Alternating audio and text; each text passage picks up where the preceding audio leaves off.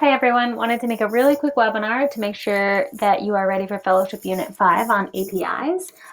So quickly, what an API is it basically, it is how you can connect your app or website to another website's information.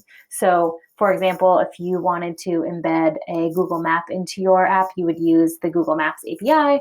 If you wanted to, on the side of your website, have like tweets running down or like your Instagram photos, you would use their API. It's a way to not have to write everything from scratch again. You are using some of the code that another website has created, and they are allowing you to do it because they have created this API that they are letting you use to communicate with their app. All right, there is a YouTube video in 5.1, and that is super helpful in explaining what an API is. I definitely recommend that you watch it before class and also that you definitely play it during your class. In order to use another website's API, we have to make an API request. Basically, we're requesting to the website that we are going to use their information. In the Unit 5 project, they're going to request the data from Giphy, and their Giphy request is going to look a lot like this. So when they type this into their URL, or when you type it into your URL, you're going to get this JSON object. All right. You need to make sure that you have this Chrome extension. Sorry, this should probably be a blue link downloaded. Otherwise, it's going to be formatted like a big block of text. And if you have the Chrome extension downloaded, it's going to look a lot like an object, right? We want it to look like an object, starting with this curly bracket. Notice that data is an array, right, of objects. All right, so that's everything that they're going to see. Just so that you can see what this looks like. And I think this is really cool because you can start to decode like other websites URLs as well. Basically, you have this base URL, which is just like saying like, hey, I'm going to Giphy's API. And then you're saying that you want to search the GIFs, right? And when you search, here's all your request parameters, which basically means this is what you're looking for. So it's basically saying that you're going to query Q puppy, and you want the rating to be PG, right? So you can change this to G, or I think there's a way to have like no rating at all. And the API key, right? This is very specific to the user. Basically, this is saying who the user is so that the website can track who's using it. Even in Giphy, there are times where it'll time out, and it might time out during your class. And that basically means that we've used our key too much. Because Giphy, if we are going to like embed this on a website that's going to make $1 million, they want some money out of it so that they are using this key that is specific to each user. So if we use it too many times, they're going to say like, error, you can't use this key anymore without paying for it. In which case, then you'll have to go and get a new key. You can figure all of this out by reading documentation. So there's different documentation for each API. But even like next time you search for something on Amazon, if you look at the URL, you should be able to see all of this stuff, right? Sometimes you take a link from like Instagram or Facebook, and like that'll actually say like it came from like a mobile site or something like that.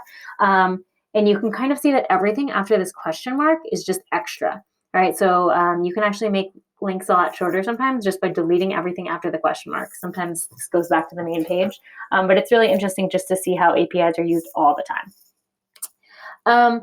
So in order for students to request it, they can't just put the URL in, right? Because the URL is just a website. So what they actually need to do is they need to put the API URL in a fetch request. Right, this is different from last year. We're using fetch requests this year because fetch requests have promises. And what that basically means is it's going to promise that it loads before it requests something. Otherwise, basically what's going to happen is you're going to try and like display the title of something before the API has fully loaded, and then you're going to get an error message. So basically you're saying like fetch, so get this URL, and then, so this then does not run until this is loaded, and then I want to return the response, right? This is a function that just returns the response, and it returns it in JSON, and then after this is fully loaded, I want to query the data, and whatever you want to get is going to be here. All right, so notice that these parameters, data and response, is what we use. They can be anything, but I would suggest that you have your students keep them the same just so you can tell what they are. And that's what a fetch request is. If you remember from last year, we used a get request. So this is just another way to do it. Notice that this uses jQuery, and it's called an AJAX request. What is helpful about this is actually you can have a different type. So in our class, we're only going to have students get things from other APIs, but you can actually like delete things or add things using this AJAX request, which you cannot do in a fetch request. Fetch just gets it.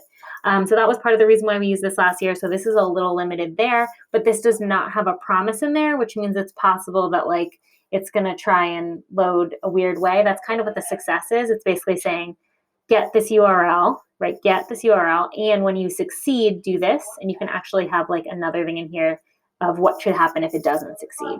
All right, so this is only going to run when it's successful. So that's basically a GET request. Some students might be familiar with this, but I just wanted to make sure that you knew both ways. And before I send you off to do your really quick assignment, it is super fast. I just want to show you what this looks like. So in this one, I am starting with the AJAX request, so you can see what it looked like last year. Using this URL, which queries a bunch of television shows. So the web television show You was popular last year and luckily is still popular. So you can see this is actually an array of objects. So if I close this one, this is actually like the next most popular website called You, and it's going to just keep going. So there's like obviously a lot of television shows that have the word You in it. So we want to go to the first object, right? So in order to get all of this back, basically it says success, we're going to get the data. So if I console log data, I'm going to get everything. This is every single show with the word You in it, according to this API. All right. This is how I have students do it as well, where I have them start at the beginning and slowly put things in. If I just want the first one, I'm going to go through the array and console log that. Whoops. There we go. Now we have just the first show You. All right. And then let's say I want to put the title of the show in there. What I'm going to look for is, we're here now, right? So the first one, we're going to look for show name. All right. So if I went .show, this is everything about this specific show. And then if I do .name, I'm going to get just the name You. All right. So let's say that I want to put this into the div called title data 0, whoops, show name. Right? If I want to do the same thing in a fetch request, what I'm actually going to do, I'm doing Command Shift and then the slash if you are interested in commenting things in and out. All right, so a fetch request, right? Same thing. I put the URL here. Let me clear my console. Then I want the whole response, and then I want data. Same deal. That if I console.log data to data 0, I'm going to get just the show, right? Because it's still data here.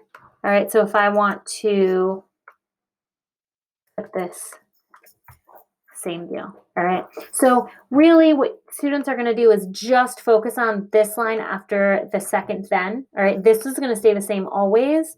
They can really just copy and paste this whole thing and just change this last like line or two here, which is the same as with the AJAX function. They just needed to focus on what's inside the success. So they just need to focus on what's inside the second then. All right, for the Giphy project, they're going to actually want to change this, right? Because they don't just want the show You, right? If I change this to another example we use is Riverdale, which is maybe less important here, or less, yeah. So like they want to change it to whatever we want, right? If we have a multiple name show, we can figure that out too, right? It's probably, yeah, there we go. All right, so they're going to have to put something in here, right? A variable, and then they're going to have to show it no matter what the user puts in, right? They're going to have to use an input.val. So there's multiple pieces to the Giphy project, but in terms of just querying an API, this is the only new stuff they're learning. Other than that, it's really similar to a lot of their past projects, right? Rock, paper, scissors, pig latinizer, where they're just getting the input of the user and they're going to display something different on the website depending on what the user puts in. All right, so your exercise for today is just this 5.2 exercise. All right, the API is actually already written for you. That's where you're going to do the thing where you get the inputs user. If you can do this, then you will be all set for your Giphy project. All right, thanks for watching, and I will see you at our tech talk.